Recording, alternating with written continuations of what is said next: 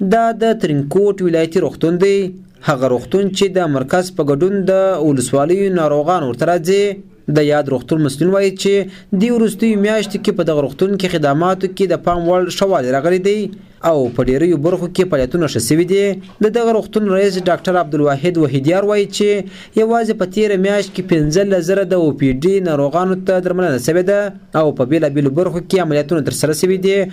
دی وایي نور هم پلان لري تر څو په راتلونکو کې د ناروغانو لپاره لا زیاتې اسانتیاوې رامنځته کړي.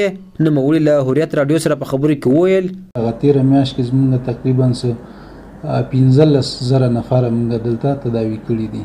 OPD ته دلته مراجعه شوې ده په تیره میاشت کې او په دې کې ټوټل چې کوم جریان شوي دي 158 غټې جریان موږ کړي دي او ورسره 80 وړې جریان شوي دي.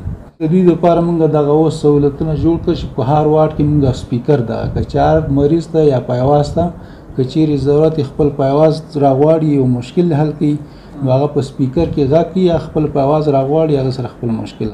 په تیره میاشت کې موږ نور لاسته راوړنې لرو دی چې نوي ماشین آلات راغله وسایل راغله په کافي اندازه دواوې راغلې نو تقریبا 2 ځل دواوې راغلي دي. الکترولایټ ماشین چې ډېر قیمتي ماشین دی هغه موږ سره.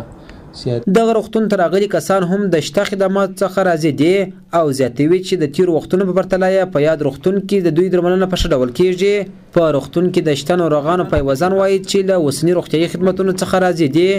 دوی له هوریت راډیو سره په خبرو کې وویل سوي دي بس چې ما سره کور یې ودان ښه وضعیت را سره کوي چې ما سره راغلي نو بس مې مریضان بس دستي کار په شروع کې مستچار چې اړتیا لري دوا ته یا مثلا دغه ژر ژر نقصې بس پر وخت راکوي یا مثلا هر څه ته چې اړتیا ولري هر کار چې هر خدمت چې بس د ښه ژر کوي ښه په اسانۍ خدمتونه راته کوي کور یې ودان. دولتي شفاخانه کې خدمات هغه څه چې دي هغه د پخوا په پرتله زیات سوي په پرتله داسې و چې هغه پیوزان یا نور خلک بیا هلته به ورته کښېنستل خپل مریضانو ته هغه به یا که ژمې وایي که دوبی وایي که ژمې وایي خو په هلته به باران به و خټې به وي هغه څه به وي چې هغه پیوزان بیا ډېر ورسره په عذاب وه که دوبی وایي هغه به ډېر له ګرمۍ سره مخ وه سر به یې ټکولی. دا په داسې حال کې ده چې تر دې مخکې د ارزګان ولایت روغتیایي چارواکو خبر ورکړی و چې غواړي په راتلونکي وختونو کې د دغه ولایت په مرکز او ولسوالۍ کې 50 روغتیایي مرکزونه فعال کړي. رحمت الله لایق، هوریت راډیو، ارزګان.